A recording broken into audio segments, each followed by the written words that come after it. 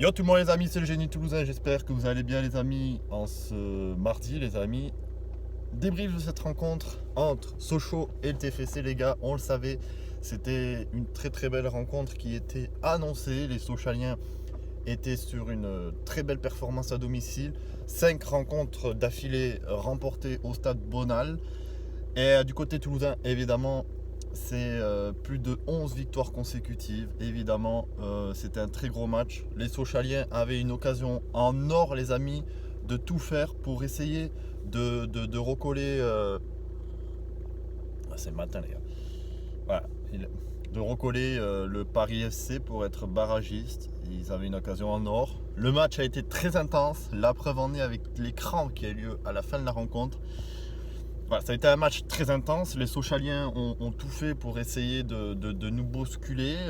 Alors déjà, on a très bien débuté cette rencontre. Voilà, on a mis énormément d'impact, énormément de physique dans cette rencontre. Et les Sochaliens on fait pareil, tout simplement. On fait pareil et ont tout fait pour nous bousculer de la plus belle des façons. Ça a été compliqué, on a eu beaucoup de difficultés, mais c'est nous qui avons eu l'occasion du but. Voilà, c'est un match, c'est le genre de match où vous avez deux équipes très solides qui se rencontrent et qui sont à un niveau très élevé. Le TFC avait l'envie de reprendre sa deuxième place et a la confiance en ce moment. Et les Sochaliens avaient l'envie évidemment de rester en contact avec le Paris FC et évidemment tout ce peloton là des places qualificatives pour le barrage ou la remontée en Ligue 1. Et donc forcément le match était très élevé, beaucoup d'impact, beaucoup de fautes, beaucoup d'envie sur le terrain et ça pendant plus de 70 minutes. C'était un très beau match. On a vu ça partait d'un camp à l'autre. C'est là où ça a été difficile. Voilà, et il y a une prestation que je tiens à relever dans cette rencontre parce que même si on marque un but, on va dire un peu bizarre, parce qu'on a fait beaucoup de forcing et il a fallu un but qui est vraiment sorti de nulle part. Voilà, cette frappe d'Amiens qui part vers le but un peu puissante et c'est Diakité qui traîne là, qui met sa tête et la présente. Il touche juste ce qu'il faut il la contre de la tête. Et donc le gardien dans ce ménage un petit peu se retrouve en situation délicate. Et donc la tête de Diakité qui traîne là, le prend à contre-pied, ça fait but. Et c'est le but, je dirais, qu'il fallait marquer parce que ça a été un match tellement très élevé que ça aurait pu être un match sans but. Mais je tiens à souligner la prestation les amis. Et c'est rare cette saison, pour le souligner. Mais dans cette rencontre-là, il en est pour beaucoup de choses.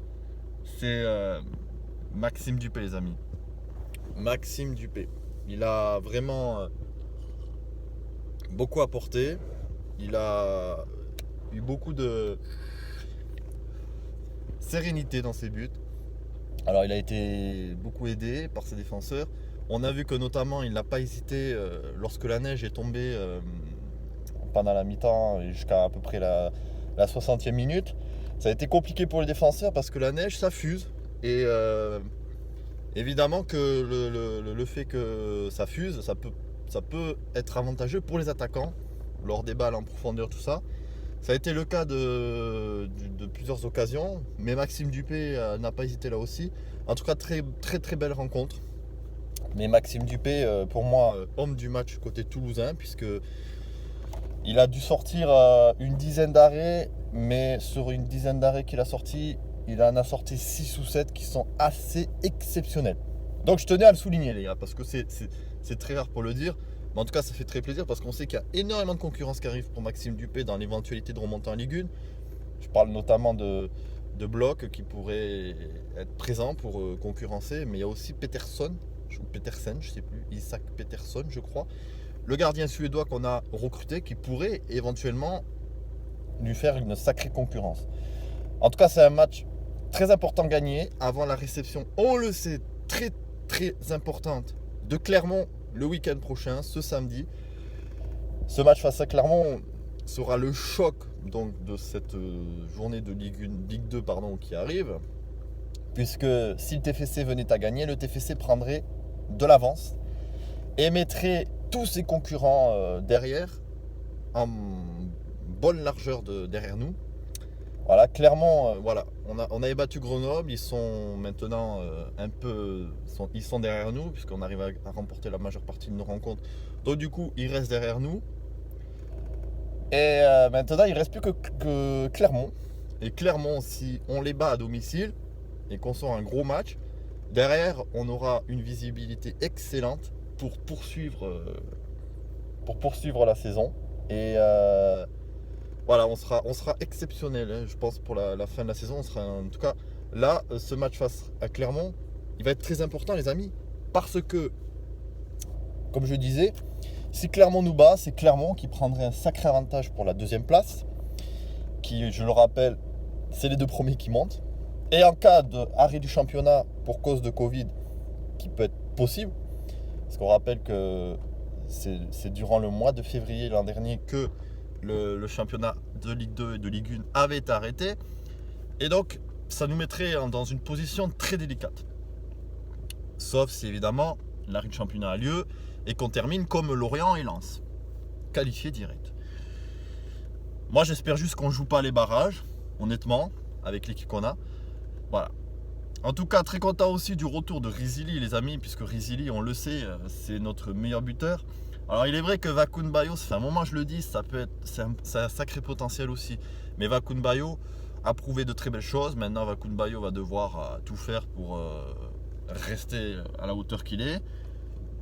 Je pense que Garand a vraiment maintenant beaucoup d'incertitudes dans sa tête vis-à-vis de Ili. Et voilà.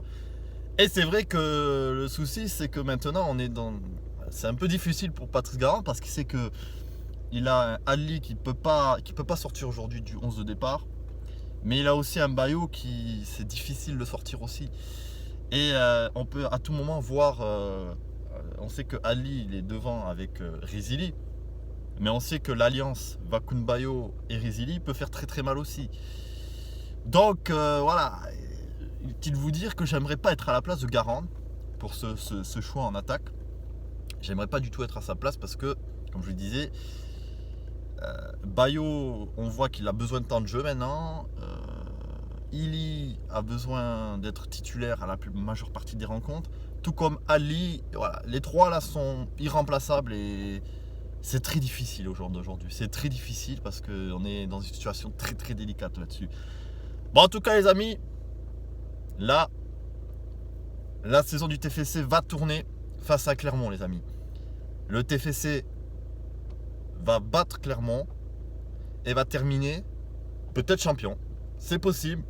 On verra si l'Estac va suivre cette série du TFC. En tout cas, les amis, plus que jamais, et j'ai lancé le hashtag, vous pouvez le voir sur TikTok partout, le fameux hashtag plus que jamais, Forza Viola, les gars. Parce que plus que jamais, et c'est la vérité les gars, plus que jamais, Forza Viola. Et très vite samedi, pour cette grosse rencontre les amis, que j'espère que le TFC ne loupera pas. C'est le moment, c'est maintenant les gars, qu'il faut montrer qu'on a le potentiel pour aller en Ligue 1. Plus que jamais Forza Viola, à samedi.